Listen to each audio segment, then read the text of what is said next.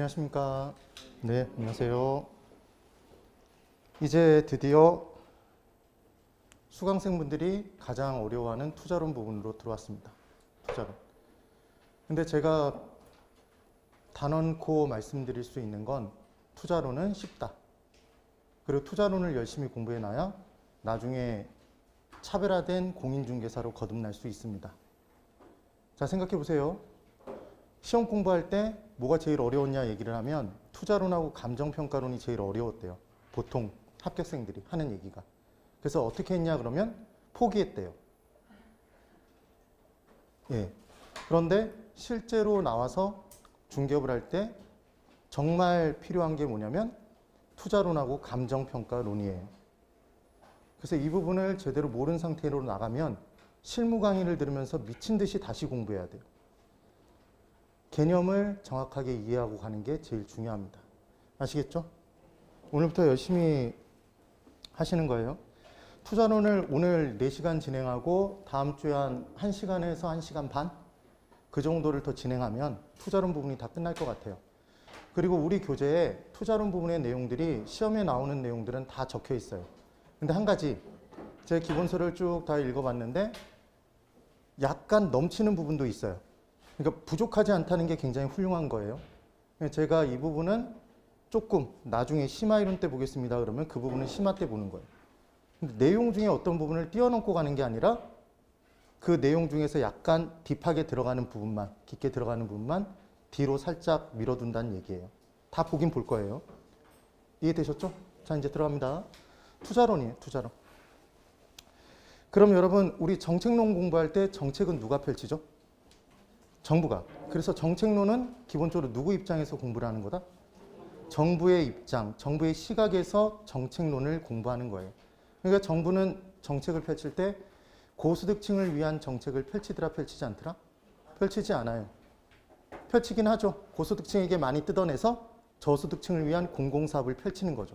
걔를 소득 분배라고 한다, 소득 재분배라고 한다? 소득 재분배. 이런 개념이 있는 거죠. 기억나시죠? 그럼 부동산 투자론은 누구 입장에서 공부해야 될까요? 부동산 투자자 입장에서. 이게 왜 중요하냐면 우리가 중개업을 하면 당연히 사겠다고 오는 사람이 있겠죠. 매수인이 없으면 절대로 거래는 이루어질 수 없습니다. 그럼 매수인은 부동산에 투자하기 위해서 온 사람인가요? 맞죠? 부동산에 투자하는 거잖아요. 그럼 투자 가치가 높은지 낮은지를 설명해 줘야 돼요? 다른 데 가서 알아보라고 그래야 돼요? 설명해 줄 수 있어야 되죠. 그렇죠? 그리고 그 물건에 대한 자신감을 가질 수 있기 위해서는 내가 투자 가치가 높은지 낮은지를 평가할 수 있어야 된다는 얘기입니다. 스스로 말빨만 좋아서 투자 가치가 낮은 부동산을, 원래 5억짜리 부동산을 타고난 말빨로 가치 평가를 하나도 못하고 10억에 팔아주면 10억에 산 사람이 내 중개사무소 옆에서 계속 머물러 있는 거죠. 산 사람이. 중개사무소 유리창은 매일같이 깨지게 돼 있습니다. 이해를 하셔야 돼요. 예. 그럼 이제 투자론 내용으로 들어가 볼게요. 첫 번째로 투자의 개념부터 들어가 볼 거예요. 지금 페이지를 제가 적어놨죠? 248페이지. 예. 그래서 투자론 부분의 내용은 기본서 내용 읽어보시는 거 굉장히 추천합니다. 좋아요. 그러니까 간략하게 잘 나와 있기 때문에 좋은데 설명이 약간 부족해요. 그래서 제가 설명을 드리면 그 설명을 듣고 기본서로 정리해 보시면 정리가 다 되실 거예요. 투자의 개념부터 볼게요. 갑이 있습니다. 갑. 갑이 3억을 가지고 있대요. 그럼 지금 현재 3억이 있는 건가요? 지금 현재 3억을 수중에 쥐고 있는 거예요. 그럼 얘는 확실한 돈이에요? 확실한 돈이 아니에요? 확실하게 3억이죠.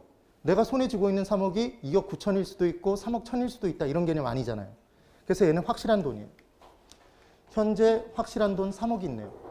근데 갑이 이 3억을 지출하지 않아요. 소비하지 않고 뭘 하냐면 상가 건물 하나를 산대요. 그럼 상가 건물에 투자하는 건가요? 그럼 이 상가 건물에 투자를 할까 말까 따졌을 때 1년 뒤, 2년 뒤 가치가 얼마가 될 것이라는 판단하에서 얘를 사겠죠. 그래서 봤더니 얘가 1년 뒤에 3억 3천만 원이 될 것으로 예상이 되고 있을까요? 3억 3천이 됐을까요? 자, 중요한 건 항상 우리는 현재 판단하는 거죠. 현재. 바라봤더니 1년 뒤에 3억 3천이 될 것으로 예상이 되는 거죠. 그럼 얘는 확실한 돈이에요? 확실한 돈이 아니에요? 3억 3천이 안 될 수도 있죠. 올라갈 수도 있나요? 3억 3천보다 올라가서 3억 5천이 될 수도 있고 3억 3천으로 예상했는데 3억 1천이 될 수도 있겠죠. 이렇게 될 수 있단 말이에요. 그럼 얘는 들어오는 돈인가요? 1년 뒤에 얘를 팔았다 그러면 3억 3천만 원이 들어오겠죠. 그렇죠? 그런데 얘는 현재의 돈이에요? 미래의 돈? 얘 미래의 돈이에요. 그럼 이 돈은 확실한 돈, 불확실한 돈? 불확실한 돈. 그래서 투자의 정의가 다 나와버린 거예요. 투자란, 자자, 여기서 중요한 것. 우리가 투자론 공부할 때 제일 중요한 한 가지가 있어요. 주인공이 둘이 나와요. 둘. 너무 쉬운 게 우리는 투자를 할 때 수익을 얻기 위해서 투자하나요? 수익을 얻기 위해서 투자하죠. 그런데 수익이 크다고 마냥 좋아할 게 아니라 그 수익이 똑같이 실현되지 않을 확률도 있어요. 그게 투자의 위험이에요. 그럼 부동산 투자의 위험은 이 부동산이 붕괴돼서 내가 이 안에 들어가서 깔려 죽을 위험인가요? 예상한 수익이 예상된 대로 똑같이 실현되지 않을 확률일까요? 길면 그냥 후자라고 하면 돼. 예. 후자죠? 그래서 위험이란 예상한 결과와 실현된 결과가 달라질 가능성, 이 불확실성을 뭐라고 한대요? 위험이라고 한대요. 그럼 자 보세요. 3억 3천으로 예상을 했어요. 얘가 3억 8천이 될 수도 있어요. 그럼 투자의 위험이 있는 건가요? 있는 거예요. 높아지니까 위험이 없다 이 개념이 아니라고요.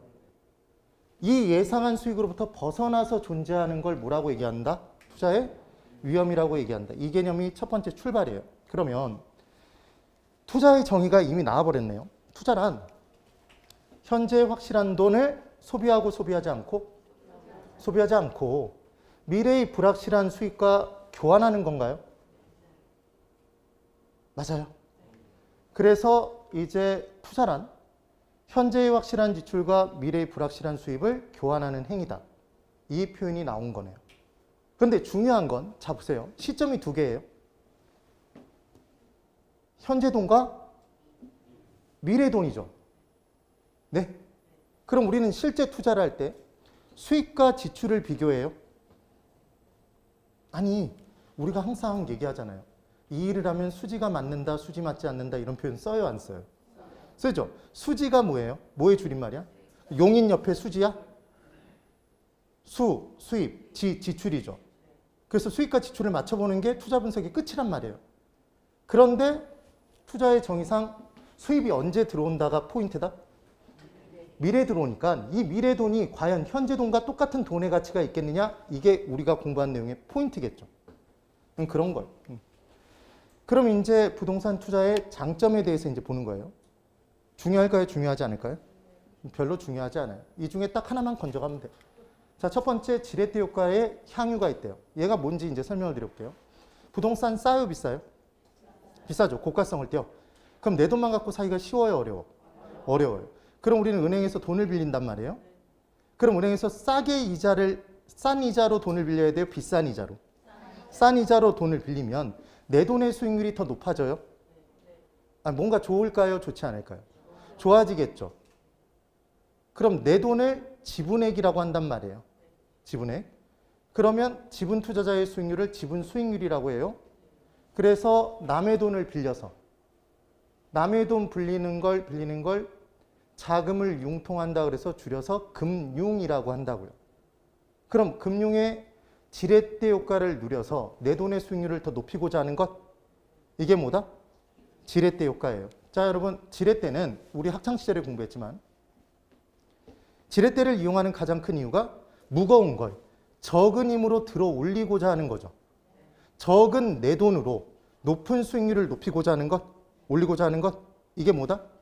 지렛대 효과예요. 지렛대 효과. 되셨어요? 그래서 지렛대 효과를 누릴 수 있고, 부동산 투자를 했을 때 건물을 만약에 보유했다 그러면 이 건물의 가치가 달아 없어진대요. 노후화가 진행돼요? 진행되지 않아요?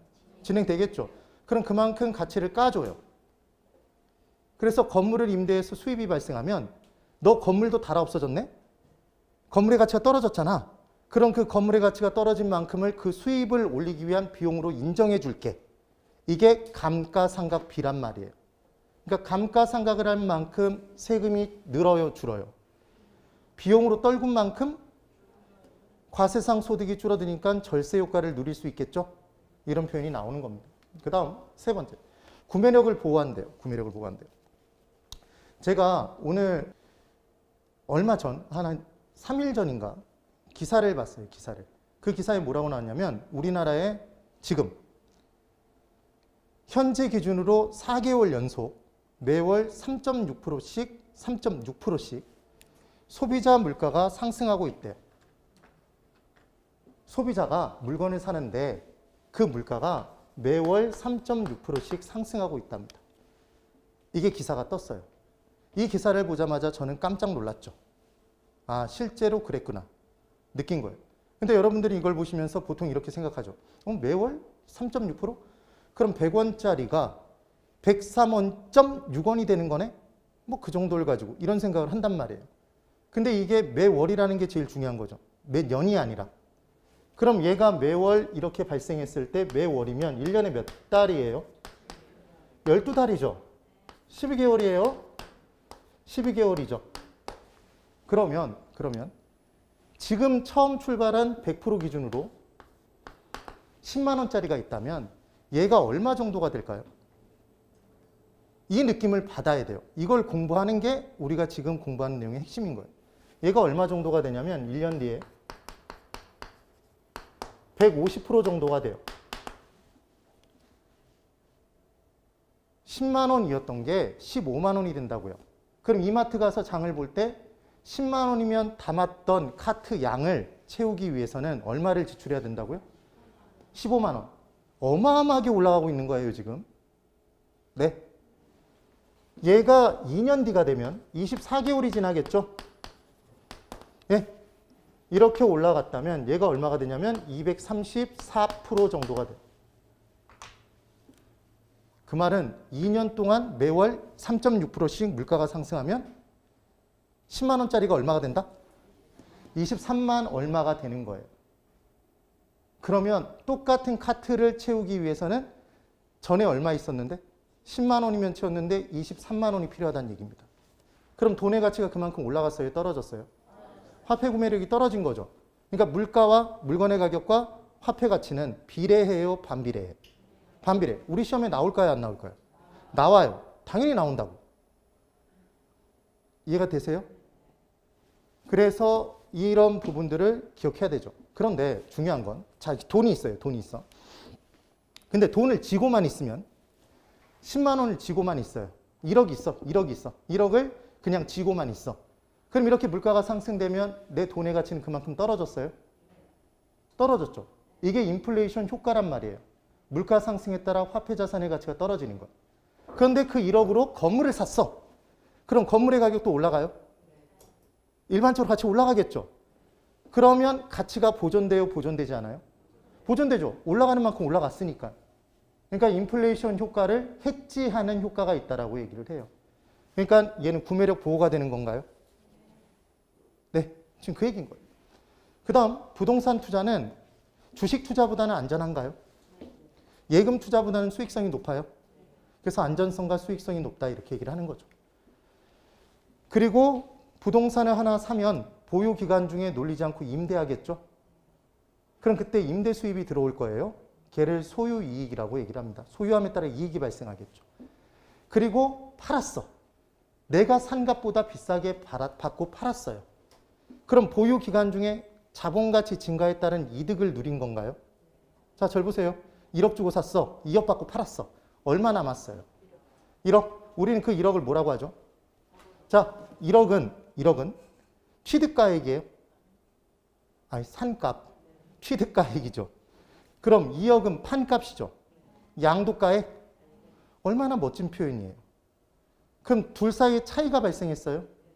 근데 그 차이가 이익이야, 손실이야? 이익. 그러니까 양도 차익이에요, 양도 차손이야? 양도 차익. 그 양도 차익이 있으면 양도소득세 때리죠. 이해됐나요? 그러니까 우리는 산값보다 판값이 높아져서 자본가치 증가를 통한 이득도 누릴 수 있다. 투자기간의 말에. 이게 무슨 이득? 자본이득. 그러니까 생략된 단어가 있는 거죠. 자본가치 증가를 통한 이득의 줄임말이 자본이득인 거죠. 그 다음 여섯 번째, 저당 가치를 활용할 수 있대요. 이게 뭐냐면 이런 개념이에요. 그냥 제가 이 포인터를 가지고, 잠시만, 이 포인터는 너무 싸니까, 이 노트북을 가지고, 이 노트북 보이세요? 보이죠? 이 노트북을 가지고 자금을 조달하기 위해서는 이 노트북을 중고시장에 팔아야 되겠죠. 캐롯 마켓 같은 데 팔아야 되잖아요. 네? 맞죠? 그런데 건물주가 그 건물을 가지고 자금을 조달하기 위해서는 건물을 반드시 팔아야 되나요? 아니죠. 그 건물을 담보로 제공하고 자금을 융통해 올 수 있어요? 돈 빌릴 수 있죠. 그래서 저당 가치를 활용해서 자금을 융통할 수 있다는 표현이에요. 그러니까 이 부분에서 시험 문제 나올 수 있는 건 이 둘입니다. 지렛대 효과의 향유와 구매력 보호. 되셨죠? 그 정도. 그럼 부동산 투자에 이제 단점이 있어요. 장점이 있으면 단점이 있겠죠. 치명적인 단점이 있어요. 내가 좋은 부동산을 하나 샀어요. 투자 목적으로 샀어. 그래서 10억 주고 샀는데 어느 날 내가 개인적으로 영위하던 사업이 안 좋아졌어요. 상태가. 그럼 자금이 필요해졌죠. 그럼 그 부동산을 팔아야 돼요? 팔지 않아야 돼? 팔아야 돼. 팔아야 돼. 이미 담보도 꽉 차서 은행에서 돈도 많이 빌렸어. 그래서 조금이라도 돈을 더 융통하기 위해서는 파는 수밖에 없어. 그 차익이라도 쓸 수밖에 없다고요. 그럼 팔려고 내놓으면 누군가 기다렸다는 듯이 사주나요? 안 사주죠. 그러니까 환금성, 바꿀 환자에 현금, 금 되셨어요? 그러니까 현금으로 바꾸는 성격이 높아요? 떨어져요? 환금성이 떨어지죠. 유동성이 떨어지죠. 똑같은 표현이에요. 그럼 내가 가진 부동산을 급하게 매매하면 제 값을 못 받는다가 포인트겠죠. 네, 이 내용. 그 다음 두 번째, 금융위험을 부담해야 된대요. 부동산 비싸죠? 은행에서 돈 빌렸어요? 그럼 그냥 배째고 날라야 돼요? 갚아나가야 돼? 갚아나가야 돼요. 뭐와 뭐를? 원금만 갚아요? 이자만 갚아요? 원리금을 같이 갚아? 일반적으로 원금과 이자를 합친 원리금을 같이 갚겠죠? 그런데 빌린 돈의 크기가 커져서 원리금을 상환하지 못하면 배째라 할 가능성이 커져요? 배가 째질 가능성이 커지잖아요. 걔를 뭐라고 얘기해요? 금융적 위험이라고 얘기를 한다고요. 되시죠? 그러면 질문. 금융위험은 금융이 없으면 없겠네요? 아니 내가 돈을 하나도 안 빌렸어. 그럼 금융이 없으면 금융위험은 감수할 필요가 없는 거죠. 질문. 아까 금융이 주는 효과가 뭐였어요? 지렛대죠? 그럼 금융이 없어. 그럼 지렛대 효과가 있어요? 없어요. 그러니까 지렛대 효과 앞에는 뭐가 붙어 있다고? 금융의 지렛대 효과라고. 금융이 지렛대 역할을 하는 거야. 금융 이꼴은 뭐다? 지렛대인 거예요. 그러니까 금융이 없는데 지렛대 효과를 누릴 수 있다 그러면 그 문제는 미친 문제죠. 느낌이 와요, 안 와요? 이렇게 공부를 해야 되는데 보통 지렛대 효과 하니까 아무 생각 없이 금융이 없는 경우에도 지렛대 효과를 누릴 수 있다 그러면 이러면서 나온다고. 됐죠? 그 다음 세 번째. 소유자의 시간 노력이 필요하대요. 별로 중요하지 않아요. 이런 거. 우리가 은행에 예금을 했습니다. 그럼 은행에서 예금 이자를 받겠죠? 그럼 국민은행에 예금을 했으면 우리가 국민은행에 가서 창구에서 고객들이 오면 거기서 인사를 하면서 어서 오세요. 이렇게 노력과 시간을 들여야지만 이자를 받나요? 아니죠. 근데 부동산에 투자한 사람이 부동산을 사놓고 아무 노력을 안 해. 그럼 임대가 돼요? 안 돼. 임차인이 막 배째라 배를 내밀고 있는데 그 사람한테 어떤 조치를 안 취해. 그럼 내가 누리고자 하는 수익 못 누리겠죠. 그러니까 부동산 투자를 통해 수익을 누리기 위해서는 소유자의 뭐가 필요해요? 시간과 노력이 필요하다. 뭐 이런 표현인 거예요. 그 다음 부동산을 살 때는 중개 보수 지불해 줘야 되나요? 우리에겐 중요한 거예요? 중요치 않은 거예요? 중요한 거죠. 중개 보수가 올라갔으면 좋겠어? 떨어졌으면 좋겠어? 훌륭합니다. 예. 여러분은 33회 공인중개사잖아요. 일반인이 아니라. 네. 우리 지금 시험까지 270일 정도 남았어요. 그럼 공인중개사가 될 수 있을까요? 있죠? 네. 100일이면 곰도 사람이 되는데 270일에 일반인이 공인중개사가 못 되겠어요? 그것도 별로 재미가 없나 보죠. 그래서 거래 비용이 커요? 크지 않아요? 크겠죠. 여러 가지 세금도 부담하고 중개보수도 부담하고 이렇게 된다는 얘기입니다. 그 다음 부동산 시장에 과도한 법적 규제가 따라요. 그러니까 내가 토지를 사서 개발을 해보려고 토지를 샀는데 개발할 수 있는 땅이었는데 개발할 수 없는 땅으로 바뀔 수도 있어요. 그렇죠. 그럼 내가 원래대로 이용하고자 했던 그 본래 목적으로 사용을 못하게 될 거잖아요. 그게 위험이에요? 위험이 아니에요? 위험이죠. 부동산 투자의 단점일 거예요. 그 다음 6번째. 부동산 투자는 한 번 이루어지면 다시 원래 상태로 되돌리기 쉬워요? 어려워요? 어렵다는 얘기예요. 그러니까 아파트를 샀어. 올라갈 줄 알고 샀는데 얘가 뚝뚝뚝 떨어져. 그럼 그때 후회해봤자 팔려요? 잘 안 팔려? 한 번 떨어지기 시작하면 잘 안 팔려요? 그러니까 결과를 되돌리기 어렵죠. 거스릴 역자에 가능할 가짜. 되돌릴 수 있는 게 가역성. 그럼 불가역성은 돌이킬 수 없는 성격이 있다는 얘기죠. 아예 돌이킬 수 없다는 얘기예요? 돌이키기 어렵다는 얘기야? 돌이키기 어렵다는 얘기겠죠. 그 다음 부동산은 불가분성의 특성을 띈답니다. 여러분 우리 삼성전자가 있으면 그 삼성전자라는 회사를 잘게 썬 게 뭐죠? 잘게 나눠놨어. 그래서 그걸 소유하는 사람이 있어. 그 사람들을 주주라고 부르죠. 네? 그 나눠져 있는 각각을 주식이라고 하나요? 그렇죠? 그럼 내가 삼성전자의 주식을 5,000주를 보유하고 있다가 그 중에 10주만큼을 팔 수 있어요? 나눠서 팔 수 있잖아요. 근데 내가 상가 건물 하나를 가지고 있는데 돈이 필요해. 그래서 내 상가 건물의 계단만 나눠서 팔 수 있어? 엘리베이터만 나눠서 팔 수 있어요? 없죠. 그러니까 나누기 쉬워요? 어려워? 어려워. 나눌 분자에 가능할 가짜, 아니 불자. 나누기 어렵다는 얘기겠죠. 중요할까요? 중요하지 않을까? 중요하지 않아요. 이 중에서 중요한 건 이 둘이 1번, 2번 정도가 중요한 거죠. 그 다음 이제 지렛대 효과의 내용을 설명을 드려볼게요. 잘 보셔야 돼요. 지금까지 어려운 게 있어요? 어렵지 않죠? 네. 그리고 제 강의를 모니터를 하거든요. 제 강의를 제가 본다고요. 여러분 인강 보는 것처럼 그렇게 자세히는 안 보지만. 그러면 처음 1교시 시작할 때는 굉장히 차분하게 시작하다가 얘가 4교시가 되면 광분 상태로 끝나더라고요. 근데 그게 화가 난 게 아닙니다. 강의를 하다 보면 텐션이 올라가요, 점점. 그래서 처음에는 도로 시작해서 강의를 하다가 나중엔 파가 되고 시가 되고 도가 되는 거죠. 네. 그런 걸 뭐라고 하죠? 도가 지나치다고 하는 거죠. 이것도 재미가 없었죠? 자, 그럼 이제 1번부터 볼게요. 1번. 금융, 타인 자본을 이용할 경우에 부채 비율의 증감이. 그럼 부채 비율이라는 걸 나중에 공부하게 돼요. 부채 비율은 그냥 간단하게 지금 뭐라고만 기억하시면 되냐면 남의 돈을 빌린 비율이다. 이렇게 생각하세요.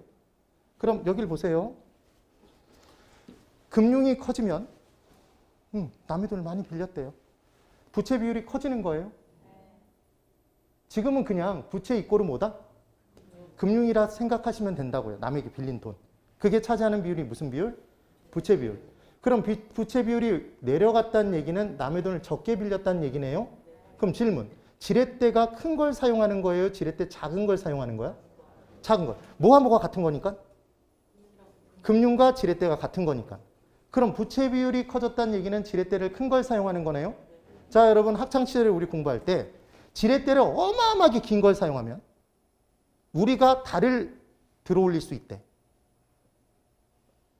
그거 들어보신 적 없어요?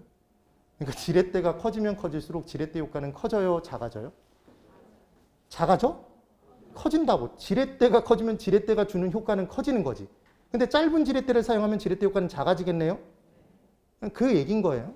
그럼 이때 부채 비율의 증감이 우리는 무슨 투자자라고 그랬죠? 내 돈 갖고 투자하는 사람을 지분 투자자. 지분 투자자가 중요시 여기는 건 무슨 수익률? 지분 수익률. 지분 수익률. 얘를 지분을 네 글자로 고치면 자기 자본이에요. 됐나요? 그럼 이 금융을 지금 뭐라고 얘기했죠? 타인 자본. 그럼 타인 자본은 옆집 아저씨가 빌려주는 돈이에요? 그건 사채죠, 사채. 보통은 은행에서 돈 빌리잖아요. 저당이죠, 저당.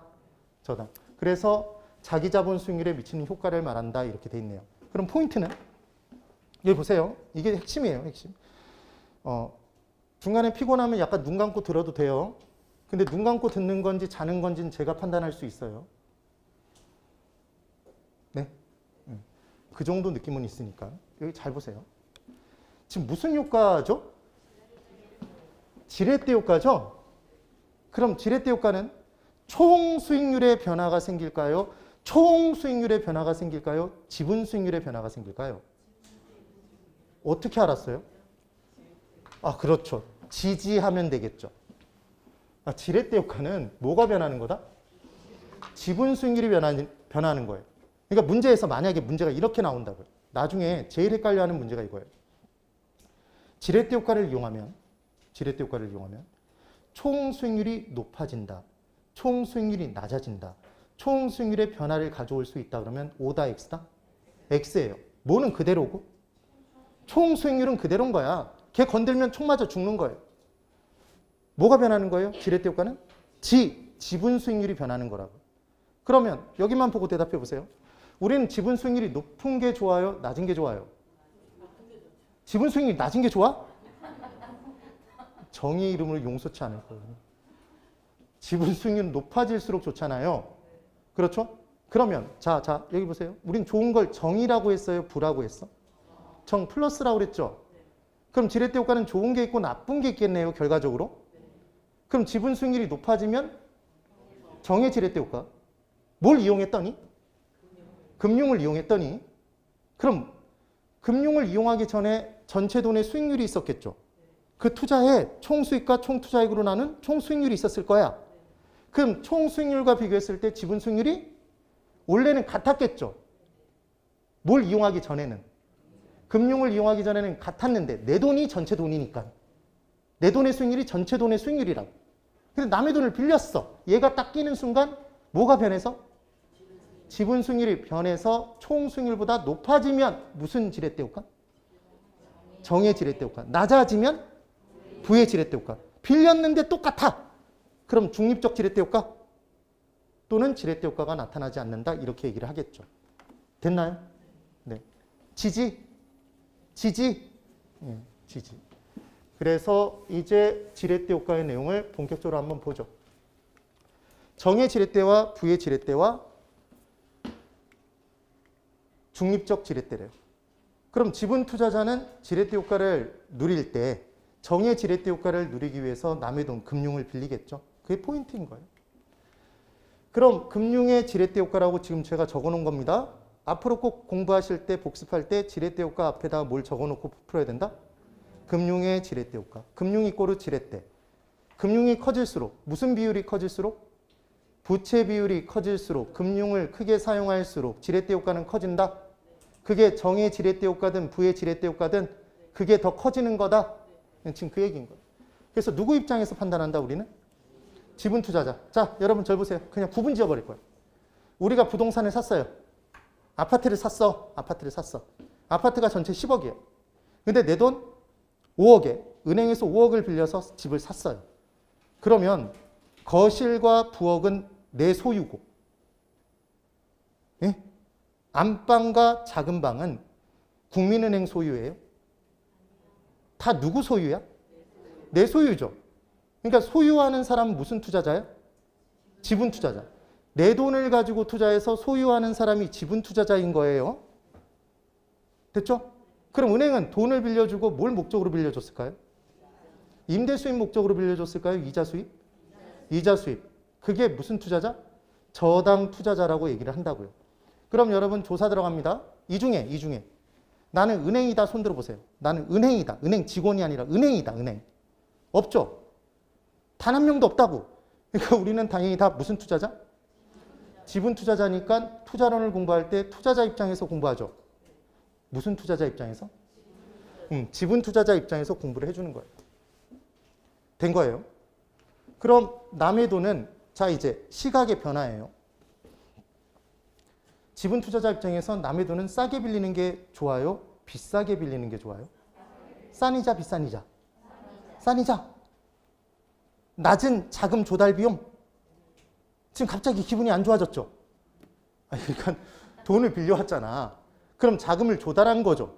그럼 그때 내가 지불하는 이자가 자금 조달 비용이잖아. 그럼 싼 이자를 다른 표현으로 표현해 보면 낮은 자금 조달 비용?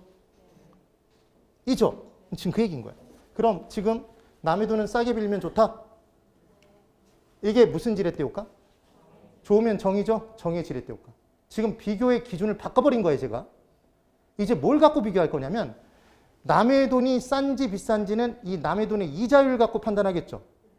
그러니까 이자율이 낮으면 정인 거야. 그럼 이자율이 높으면 부. 그럼 높다 낮다라고 얘기하는 건 뭐보다 높다 뭐보다 낮다죠. 비교의 대상이 있어야 되잖아. 네? 그럼 뭐랑 비교할까요? 수익률? 총 수익률과 비교하겠지. 기본은. 아니면 내 돈의 수익률과 비교해도 되겠죠. 됐어요? 지금 그 얘기야. 그럼 지렛대 효과의 판단은 지분 수익률. 자, 잘 듣고 이 둘 중에 하나를 골라보세요. 둘 중에 하나를 고르는 거야. 내 돈의 수익률은? 지분 수익률. 전체 돈의 수익률은? 총 수익률. 판단됐죠? 이것과 저당 수익률을 비교하는 거예요. 이 둘 중에 하나를 비교하면 돼, 얘랑. 그럼 저당 수익률이 저당 이자율이죠. 그럼 저당 이자율이 더 낮아. 더 낮아. 싸게 빌렸어. 좋아, 나빠? 좋아요. 이게 정의 지렛대 효과라고. 그럼 지분 수익률, 총 수익률이 있는데 이 둘이 같아. 이 둘이 같아. 얘와 얘가 같은 얘와 얘가 같아요. 그러면 이때는 좋아요, 나빠요, 똑같아요? 똑같죠? 그럼 얘는 정도부도 아니잖아. 얘를 지렛대 효과 없음 또는 중립적 지렛대 효과라고 한다고요. 그럼 세 번째. 지분 수익률 또는 총 수익률과 비교해서 저당 수익률, 저당 이자율이 높아요. 높죠, 지금? 네. 그럼 저당 이자를 비싸게 빌리면 좋아요, 나빠요? 나빠요. 죽 써서 개 주는 거예요. 그러니까 내 돈의 수익률이 그만큼 떨어지겠지. 그러니까 얘가 정의 지렛대 효과, 부의 지렛대 효과? 정? 부의 지렛대 효과. 여기 정은 나왔는데. 그래서 원래 정부가 좋은 것도 있고 나쁜 것도 있잖아요. 뭘 알아야 이해를 하죠. 그래서 3번에 금융의 효과가 무슨 효과? 지렛대 효과. 그럼 금융의 위험이 무슨 위험? 금융적 위험이라고요. 다시 금융이 주는 효과가 무슨 효과고? 지렛대 효과고 금융이 주는 우리에게 주는 위험이 무슨 위험? 금융적 위험. 그럼 뭐가 없으면? 금융이 없으면 뭐 없고? 지렛대 효과 없고 무슨 위험 없다? 금융적 위험 없겠네요. 네, 다시 금융이 커지면 남의 돈의 비율, 부채 비율이 커지면 지렛대 효과 커져요? 커지죠? 정이든 부든 그 효과가 커지는 거야. 금융이 커지면 금융적 위험도 커져요? 지금 그 얘기인 거예요. 그럼 4번. 이게 가장 헷갈려하는 내용 중에 하나예요. 정은 좋은 거예요? 나쁜 거예요? 좋은 거죠. 정은 좋은 것 막 이렇게 주입식으로 세뇌를 받았어, 지금까지. 그래서 정의 지렛대 효과는 분명히 좋은 거잖아요. 그래서 정의 지렛대 효과가 발생하면 딱 이렇게 한 다음에 금융적 위험이 줄어든다 그러면 그렇지. 남의 돈을 지금 싸게 빌렸네. 그러니까 금융적 위험은 본인 머릿속으로 비교하는 거죠. 뭐랑? 이자가 비쌌을 때랑 비교해서 금융적 위험이 줄어든다. 그러니까 오 이렇게 대답을 한다고요. 틀렸어요. 이 문장. 왜 틀렸냐? 지금 정의 지렛대 효과가 발생했다. 이 전에 깔려져 있는 내용은 자기 돈만으로 투자를 한 거야. 금융이 없었던 경우란 말이에요. 그럼 금융이 생겨서 정의 지렛대 효과가 발생했어도 금융이 생겼잖아. 남의 돈을 빌렸다고 지금. 그럼 금융적 위험이 남의 돈 빌리기 전보다 커져요? 줄어들어요? 커지잖아. 그러니까 X라고요. 무슨 표현인지 이해가 되셨어요? 이걸 이렇게 정리하지 않으면 이거 100% 걸려들어서 틀리고 온다고요. 됐죠? 그럼 이제 지렛대 효과를 정확히 이해하면서 가중평균 계산 문제를 풀기 위해 제가 어떤 연습을 시켜드릴 거예요. 자, 그럼 기지개 한번 쫙 펴고 이제부터 좀 힘내고.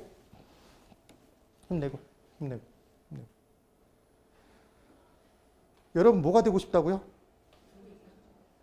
착한 사람? 네, 공인중개사가 돼야죠. 공인중개사. 부동산 비싸요. 고가성을 띱니다.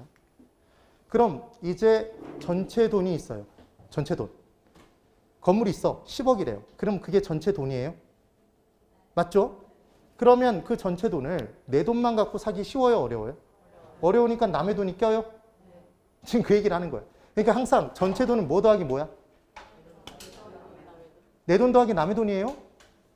그래서 기본적으로 부동산 투자론에서는 별다른 얘기가 없으면 시험 문제는 저당이 있다, 금융이 있다, 괄호 열고 조건을 주지만 그게 없어도 기본적으로는 뭘 빌려서 투자한 경우를 가정하고 공부한다? 남의 돈을 빌려서 투자하는 경우가 거의 대부분이기 때문에 경험과학이기 때문에 실생활에 응용해야 되니까 이 내용대로 공부를 하는 거예요. 됐죠? 그럼 이제 내 돈을 좀 더 표현을 바꿔보면 뭐라고 한다고요? 지분이라고 해요. 지분. 얘를 지분. 그럼 남의 돈은 저당이라고 부릅니다. 저당. 그럼 전체 돈은 총 투자액이겠죠? 자, 여기 보세요. 전체 돈은 총 투자액. 그럼 내 돈은 무슨 투자액? 지분 투자액. 남의 돈은 저당 투자액. 또는 세 글자로 줄이면 지분액. 세 글자로 줄이면 저당액. 그렇죠? 그럼 투자액은 투자액과 수익. 우리가 투자를 할 때 투자액이 전체 투자액이 얼마인지 중요한가요? 투자의 결정 요소에 투자할 금액이 얼마인지가 중요해요, 중요하지 않아요? 정말 중요하죠. 그리고 투자를 할 때 투자 수익이 얼마만큼 발생하는지 중요해요, 중요치 않아요? 중요하죠. 그럼 얘만 중요해요? 투자 수익률도 중요해요? 수익률도 중요하죠. 그러니까 이 세 가지가 투자에서 판단해야 될 세 가지인 거죠. 아주 중요한 요소들이란 말이에요. 그럼 이 세 가지가 다 얘들과 관련이 있을까요? 네?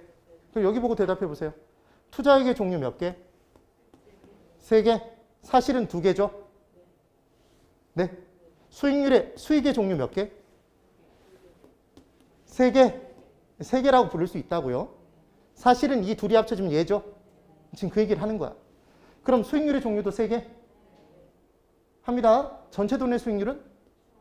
총 수익률. 내 돈의 수익률은? 지분 수익률. 남의 돈의 수익률은?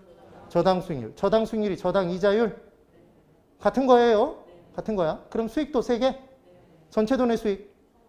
총 수익. 내 돈의 수익? 지분 수익. 남의 돈의 수익? 저당 수익. 투자액 세 개? 전체 돈? 총 투자액. 내 돈? 지분 투자액. 남의 돈? 저당 투자액. 지금 그 얘기인 거예요. 됐죠? 그럼 이제 갑이 이 건물을 소유하고 있대요. 이 사람은 무슨 투자자라고 했죠? 지분 투자자예요. 지분 투자자. 그럼 이 건물의 소유자예요. 그럼 이 건물을 소유하면서 띵까띵까 놀까요? 아니면 임대할까요? 임대하겠죠. 그럼 이 사람의 목적은, 투자의 목적은, 지분 투자자의 투자의 목적은 이자 수입이에요? 임대 수입이야? 임대 수입. 그래서 중요한 건 투자론에서 얘기하는 투자란, 부동산 투자는 임대 수입이 주된 목적일 때 투자인 거예요. 네. 그러니까 여기 잠깐 보세요. 부동산을 사서 부동산을 일정 기간 가지고 있다가 그 다음 팔겠죠? 이게 부동산 투자의 3단계예요. 얼마나 쉬워요? 사서 가지고 있다 판다? 따라해 보세요. 사서 가지고 있다 판다. 얘를 취득, 보유, 양도? 라고 얘기한 거예요. 그러면 그냥 대답해 보세요. 지분 투자자 입장에서 취득 시에는 돈이 들어와요, 나가요? 취득한다는 얘기는 건물과 현금을 맞바꾸는 거죠. 내 돈이 나갈 거 아니에요.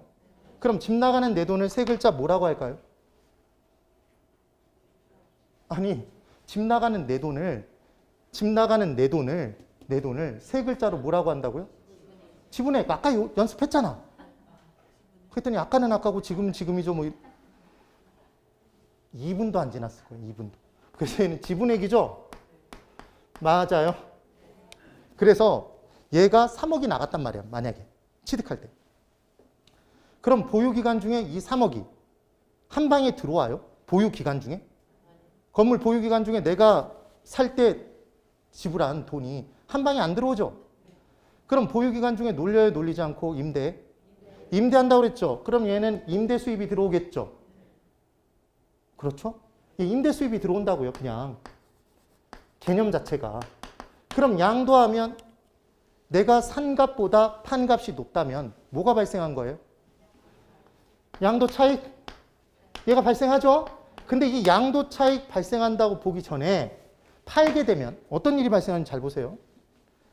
취득할 때 돈 나갔어요, 내 돈이? 그러면 집 나간 내 돈이. 집 나갔죠, 지금? 취득시에. 그럼 양도하면 집 나간 내 돈이 다시 복귀해? 그래요? 그러니까 뭐라고 부를까요? 그렇지, 지분 복귀 얘기야.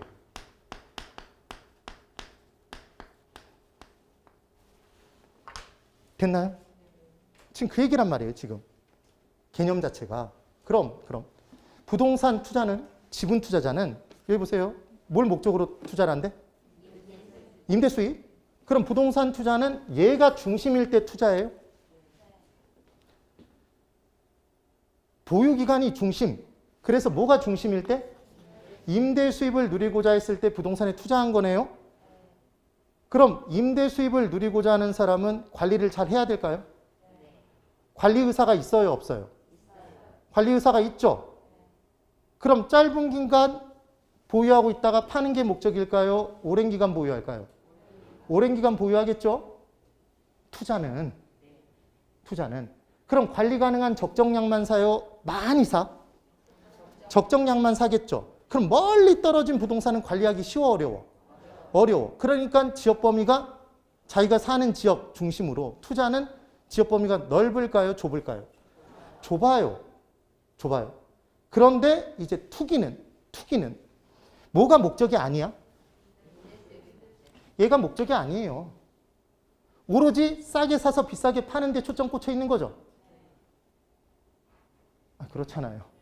그러니까 이용 및 관리 의사가 있어, 없어? 많이 사도 돼.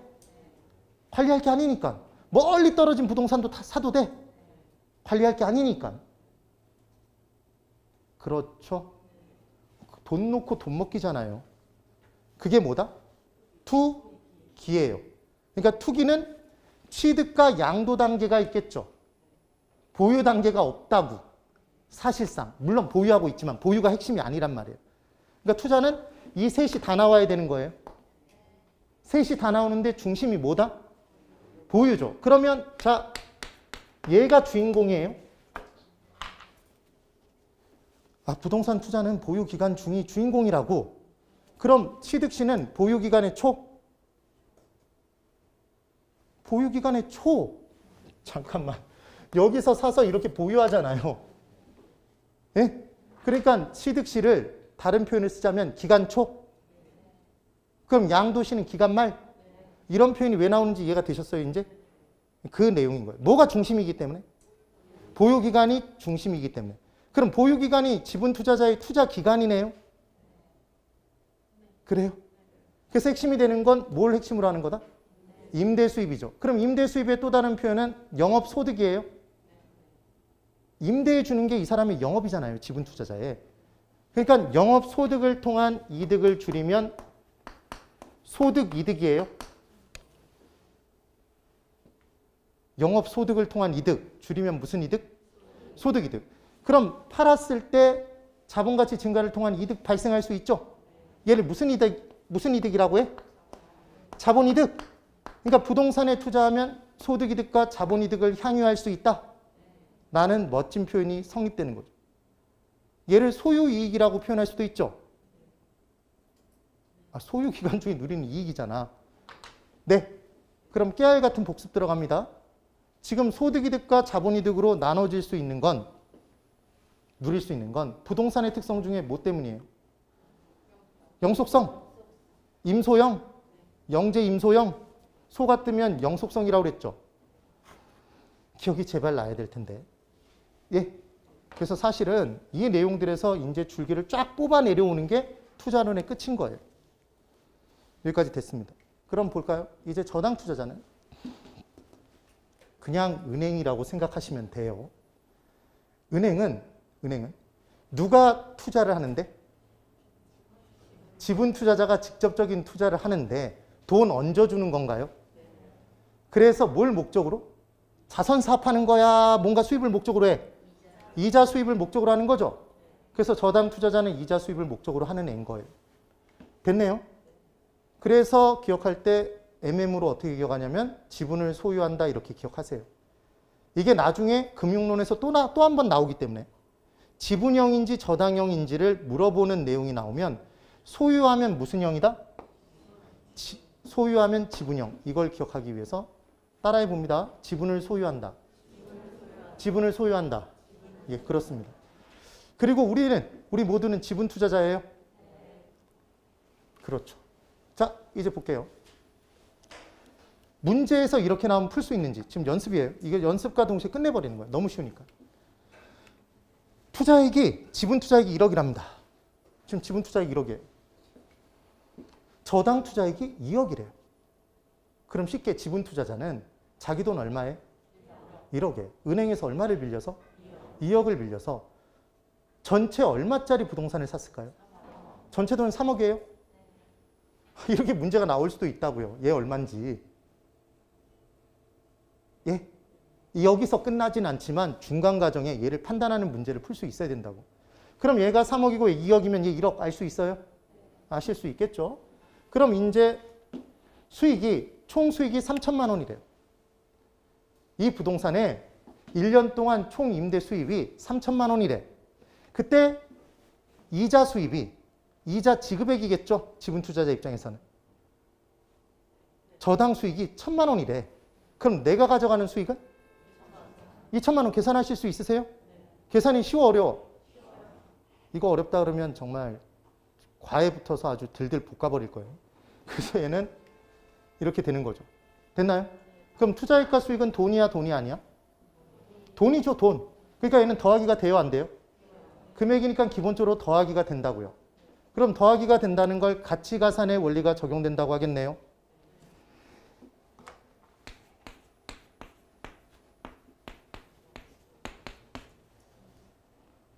가가 뭐예요?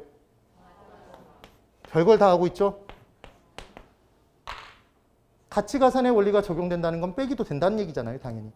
그래서 우리 계산 문제는 가감승제만 할 수 있으면, 더하기 빼기 곱하기 나누기만 할 수 있으면 할 수 있다, 없다? 풀 수 있다? 그날은 온다? 그날은 오게 돼 있습니다. 자, 이번에 보세요. 뭐가 달라진지 잘 봐. 지금 제가 지분 밑에다가 10%라고 적었습니다. 10%. 그럼 얘는 수익률이에요? 금액이에요? 수익률이죠. 무슨 수익률? 지분 수익률. 저당 수익률이 5%래요. 그러면 우리는 이 둘을 더해서 총 수익률은, 이 부동산 투자의 총 수익률은 15%라고 얘기할 수 있을까요? 있어요? 그러면 은행에서 만약에 20% 돈을 빌려오면, 20%로 돈을 빌려오면 전체 돈의 수익률은 30%가 돼서 기분이 막 좋아지겠네요? 아니죠. 그러니까 얘들은 더하기가 아니잖아. 네? 빼야 돼?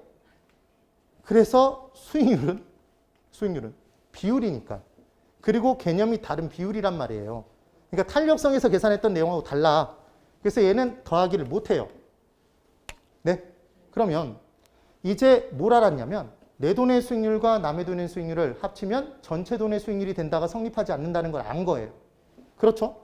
그러니까 이제 어떤 생각이 드냐면 평균 내면 될 것 같아. 아니 내 돈의 수익률이 10%고 남의 돈의 수익률이 5%면 왠지 평균을 내면 될 것 같지 않으세요? 그래서 평균을 내봤어. 10%, 5%를 더하고 2로 나눴죠. 그럼 10%의 무게를 더 실어줘서 평균 낸 건가요? 5%에 더 무게를 실어줬나요?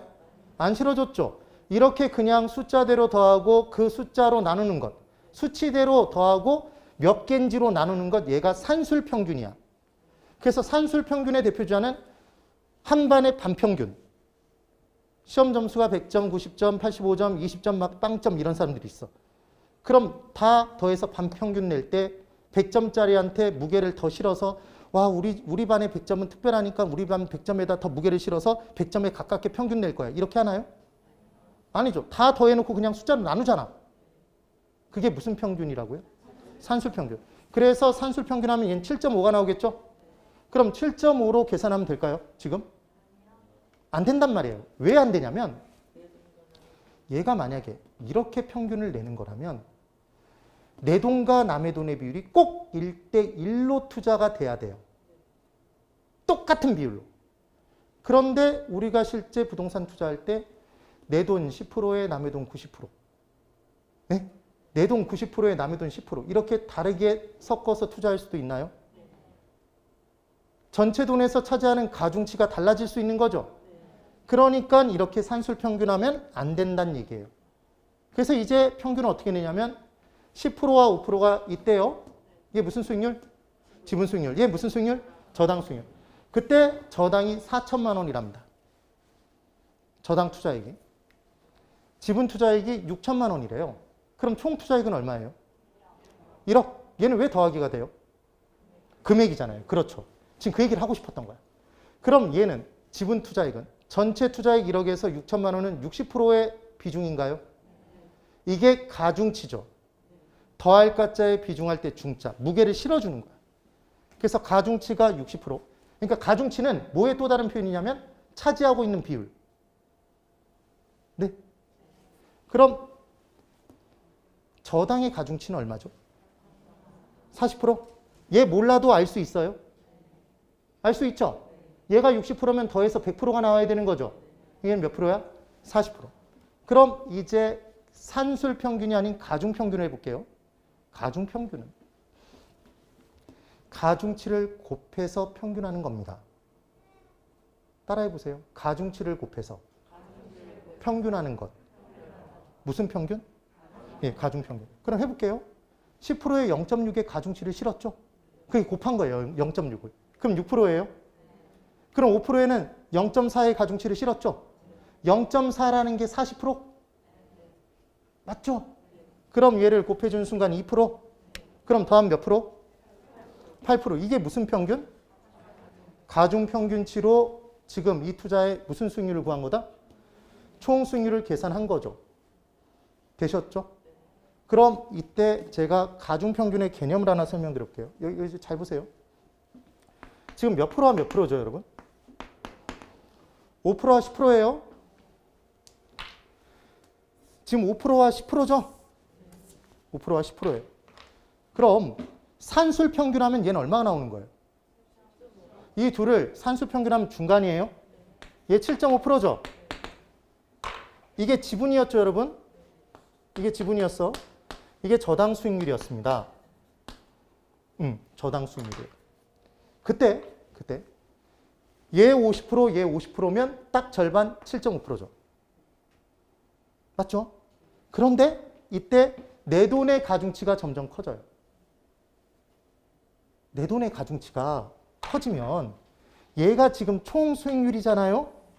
그럼 개념상 내 돈의 무게가 많이 실려지면 실려질수록 지분이 커질수록 이 총 수익률은 어디에 가까워지겠어요? 10%에 가까워지겠죠. 10%에 가깝게 무게를 실어준 거니까. 아니, 둘 중에 얘한테 무게를 실어줘. 그럼 전체 의견이 얘 쪽으로 가잖아. 지금 그 얘기를 하는 거예요. 이게 가중평균의 정확한 개념이란 말이에요. 그럼 지분 비율이 60%일 때보다 90%일 때가 10%에 가깝겠죠? 네. 60%면 이쪽에 가까울 거 아니야? 그럼 만약에 저당 비율이 90%가 되면 저당의 90%의 무게를 실어준 거잖아요. 이 수익률에. 그러니까 보나마나 총 수익률은 5%에 가깝겠죠? 비슷한 놈이 나온다고. 그때 저당에 100%를 실었어. 100% 무게를. 그럼 총 수익률은 얼마가 돼요? 5%죠. 지금 그 얘기야. 다시. 그럼 지분에 100%를 실었어. 몇 프로예요? 10%. 중요한 사실 알았네요. 벗어날 수 없지. 둘을 가지고 가중평균을 하면 그 사이에 존재하게 돼 있지. 커봤자 제일 큰 놈이고 작아봤자 제일 작은 놈이지. 그 밖으로 벗어날 수 없다고요. 이게 무슨 평균의 정의야? 가중평균의 정의와 개념인 거예요. 됐죠? 그래서 제가 지분이 90% 차지하는 비중일 때, 지분이 차지하는 비중이 90%로 매우 클 때를 연습을 시켜드리는 거예요. 보세요. 가중치가 이제 얼마예요, 얘가? 가중치 얼마예요? 90%죠? 90%. 0.9. 얘는 0.1. 그럼 가중평균 한다는 건 이 둘을 곱하는 거라고 그랬죠? 맞죠? 그럼 곱하면 얼마야? 9%? 그럼 곱하면 얼마예요? 5%? 1%? 5%에 0.1 곱하면 얼마? 0.5. 그렇게 강남 수강생들 공부 잘한다고 칭찬해놨더니 지금 자, 뭐 쉴 새 없겠죠. 그 다음에 이게 색깔이 잘 안 보일 수도 있지 뭐. 그래서 이 둘을 더하면 얼마예요? 9.5%잖아요. 그러니까 총 수익률이 9.5%로 얼마에 매우 가까워? 10%. 지분 수익률에 매우 가깝죠. 그 이유는 뭐야? 여기에 무게를 많이 실었으니까 그런 거지. 지금 그 얘기인 거야. 그러면 이제 저당이 차지하는 비율이 90%로 커요. 우린 결론을 알고 있어. 총 수익률은 얼마에 매우 가까울까요? 5%에 매우 가깝겠죠. 진짜 가까운지 보는 거야. 그럼 얘는 0.1, 0.9 바뀌었죠 지금. 그럼 계산해 볼게요. 이 계산은 계산 문제가 나와. 가중평균하는 계산 문제가 얘 말고 다른 데서 나온단 말이에요. 꼭 기억해 놓으라고 제가 이걸 자세히 설명드리는 거예요. 그럼 0.1을 곱하면 이제 맞춰야 돼. 제발 맞춰야 돼. 못 맞히겠으면 대답하지 마. 10% 곱하기 0.1은? 훌륭합니다. 누구 제자들인지 아주 훌륭하네. 1%죠. 그럼 5%에 0.9를 곱하면? 굉장히 많이 신중해졌죠. 4.5%야. 둘을 더하면? 5.5%. 5.5%. 뭐에 매우 비슷해요? 5%에 매우 비슷하죠. 이게 가중평균의 개념이라고. 됐죠? 그러면 총 수익률은? 이렇게 얘기할 수 있는지 보세요. 총 수익률은 내 돈의 수익률에 지분 수익률에 지분 비율 곱한 거 맞아요? 아까 0.9가 전체 돈에서 내 돈이 차지하는 비율이었잖아요. 걔가 무슨 비율? 내 돈이 차지하는 비율이니까 지분 비율이겠죠. 그러니까 지분 수익률에 저당 비율을 곱하면 돼요? 미친 거야. 그러니까 기본은 뭐냐면 지분엔 지분에 곱해주는 거예요. 항상 이름만 따라 들어가면 절대로 계산 문제가 안 헷갈려. 근데 자꾸 이상한 걸 곱하니까 어려워지는 거예요. 그럼 여기에 플러스 더하죠? 아까 최종적으로 더했잖아. 그럼 무슨 수익률에? 저당 수익률에 저당 비율을 곱한 거 맞아요? 아까 봤던 이 내용들이 지금 그거 한 거잖아요. 총 수익률은? 자 여기 보세요. 총 수익률은 지분 수익률에 지분 비율을 곱하고 저당 수익률에 저당 비율을 곱해서 더한 값이다. 맞아요? 지금 그 얘기한 거잖아요, 지금. 네. 그러니까 결국 총 수익률은 무엇과 무엇의 가중평균치? 지분 수익률과 저당 수익률의 가중평균치예요. 결론 하나 외우고 갑니다. 우리가 공부하는 개론의 끝나는 그 순간까지 제가 얘는 특이하니까 따로 기억하세요 하는 말을 하기 전까지는 우리가 공부하는 평균은 다 모조리 쌍그리 다 가중평균이에요. 무슨 평균? 가중평균. 우리는 산술평균 안 해요. 시험 문제 정말 잘 물어봐. 그럼 다 무슨 평균 한다고 그랬죠? 가중평균? 가중평균 한다고 그랬어요. 아직 공부 안 했어. 이제 대답해 보세요. 얼마나 믿고 있는지를 테스트할 거야. 눈을 쳐다봐야 돼. 안경 속에 있는 게 눈이야. 작아서 안 보인다 그러지 말고. 그러면 이제 잘 들어보세요. 감정평가론의 기출문제예요. 감정평가에는 3방식이 존재하는데 각 3방식에 의해 시험적으로 계산된 가액을 시산가액이라고 한다. 이때 이 3방식에 의한 시산가액을 최종적인 가액으로 구할 때에는 세 가액의 금액을 산술평균에서 구한다. OX? XX. 훌륭합니다. 무슨 평균에서 구한다? 가중평균에서 구해요. 다시 질문. 포트폴리오의 수익을 계산할 때는 포트폴리오는 분산투자예요. 이따가 공부할 거야. 분산투자. 각 개별 투자의 수익에 가중치를 곱한 가중평균치로 구한다. 5예요. 됐어요? 다시 부동산 경기 변동은 각 지역별로 경기가 달라질 수 있는데 전국의 부동산 경기 수치는 각 지역시장 경기 수치의 산술평균치로 구한다. X예요. 무슨 평균? 가중평균이라고.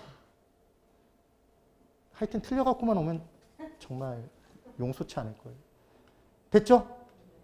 그래서 중요한 건 총 수익률은 항상 이 사이에 있어요. 이 사이에 있어 없어? 이 사이에 있잖아요. 얘가 일로 못 간다고. 얘 일로 못 가요. 이 사이에 있다고. 지가 높으면 지분 수익률과 같은 거지. 언제 이 둘이 같아져? 아니, 지분 수익률과 총 수익률이 언제 같아져? 뭐가 없으면? 저당이 없으면. 그게 지분 비율이 100%인 경우잖아요. 내 돈만 갖고 투자했을 때. 그러니까 내 돈만 갖고 투자할 때는 총 수익률이 곧 내 돈의 수익률인 거야. 왜? 내 돈이 전체 돈이니까. 이해가 돼요? 그런데 지금 뭐가 끼어서 계속해서 문제가 발생하는 거야? 저당이 끼었기 때문에 금융의 지렛대 효과가 나온 거고 금융적 위험이 나온 거고 우리가 지렛대 효과의 판단을 하고 있는 거죠. 네. 그럼 언제 이 둘이 같아져?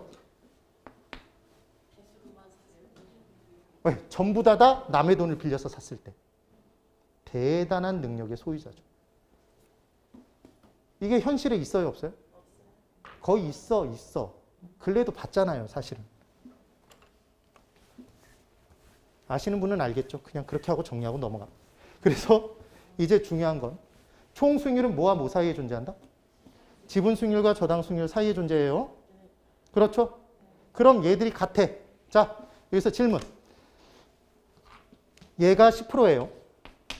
얘가 10%래. 10%. 그럼 총 수익률은 10%가 아닐 수가 있을까요?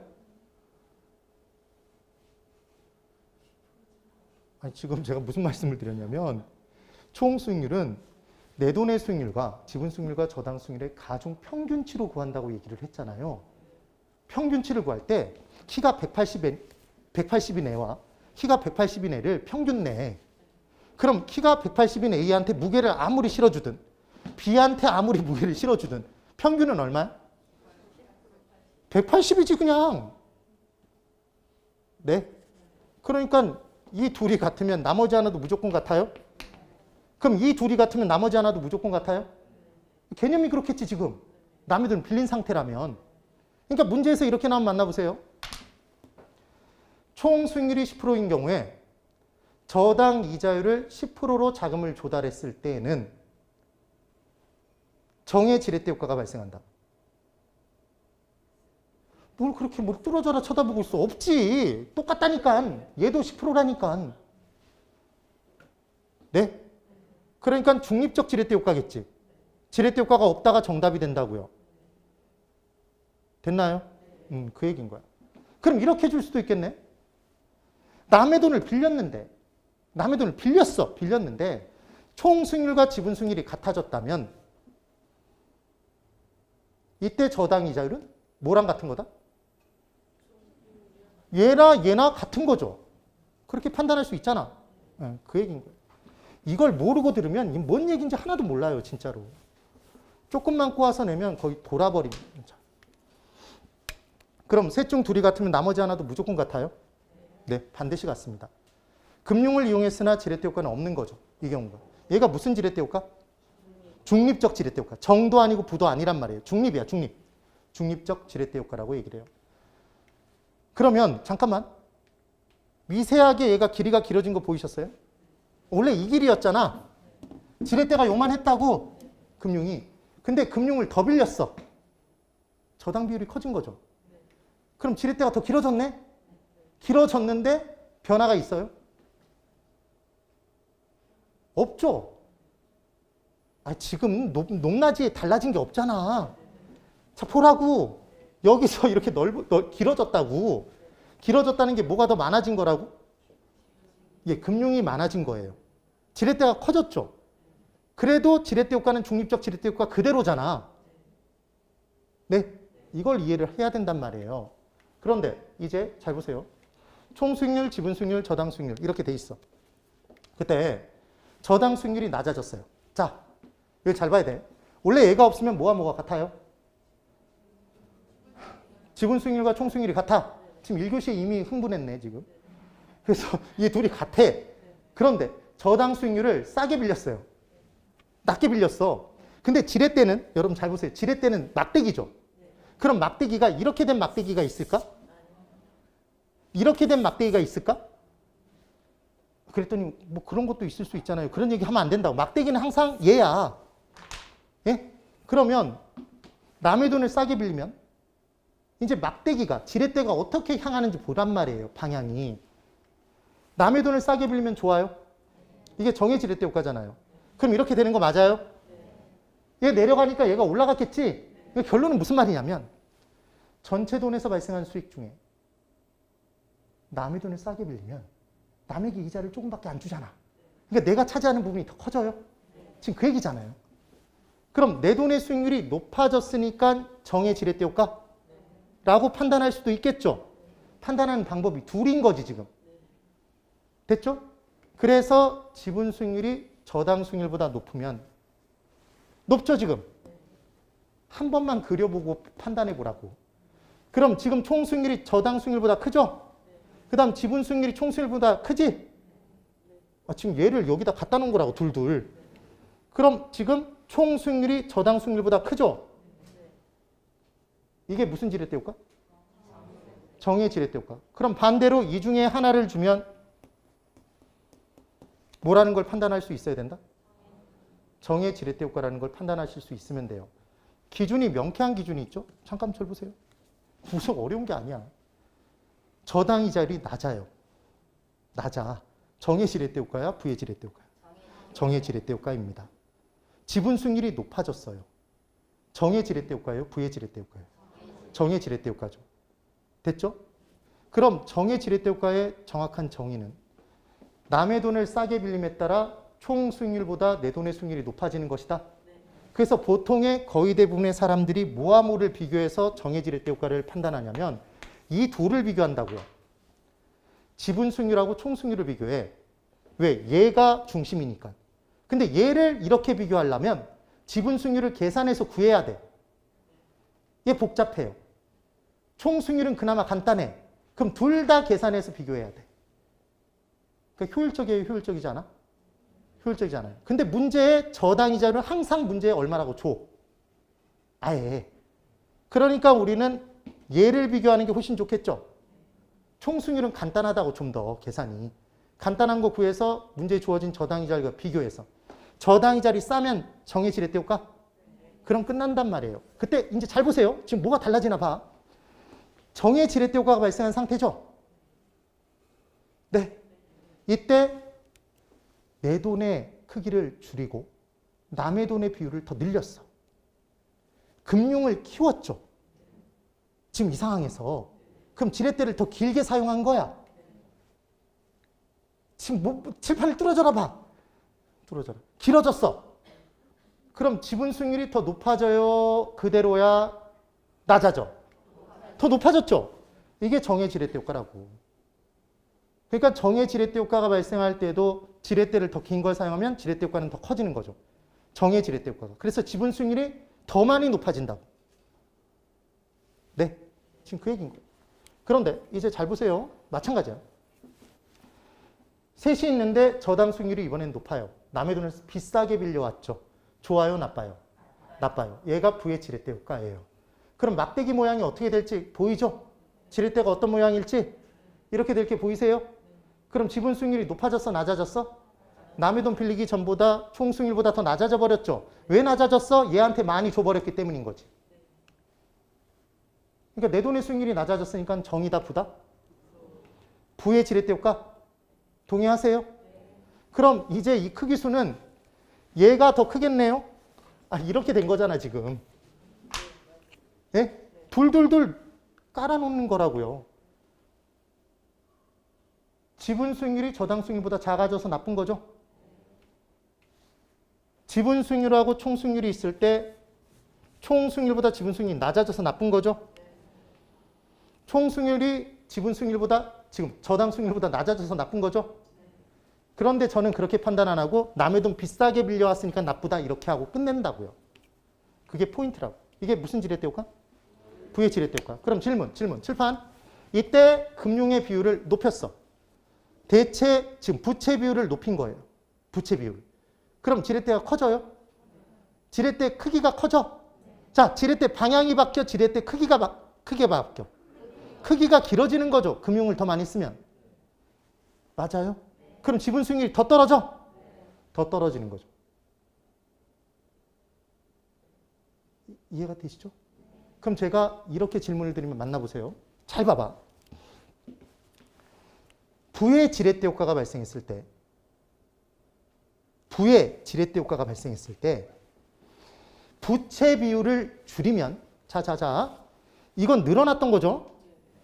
부채 비율을 줄이면 지렛대 길어졌어, 짧아졌어? 짧아졌어요. 부채 비율을 줄이면 부의 지렛대 효과를 정의 지렛대 효과로 전환시킬 수 있다. OX. X, 이 방향 안 바뀐다고. 네? 부의 지렛대 효과의 효과를 줄일 수 있는 거지. 내 돈의 수익률이 작아지는 걸 줄일 수 있는 거지 얘를 전환시킬 수는 없단 말이에요. 그럼 지금 이 상황에서 여기 잘 봐요. 얘를 아예 바꿔버리고 싶어. 이 모양을. 이렇게 바꾸거나 이렇게 바꾸고 싶어. 네? 그럼 뭐가 바뀌어야 돼? 뭐가 바뀌어야 돼? 뭐가 바뀌어야 돼? 아, 지금 뭘 들어 올리고 내려서 이게 이렇게 모양이 바뀌었는지 기억나시죠? 뭐가 바뀌면? 저당 이자율이 바뀌면 전환이 가능한 거지.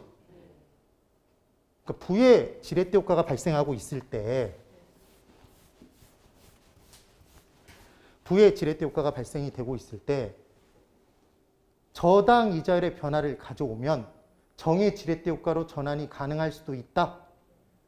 네? 걔는 O야 X야? O죠. 됐나요? 이게 지렛대 효과의 중요한 개념인 거예요. 이제 계산 문제를 살짝 어떻게 푸는지를 10분간 쉬었다가 볼게요. 제 강의한 역사로 이렇게 길게 해본 적이 처음이네요.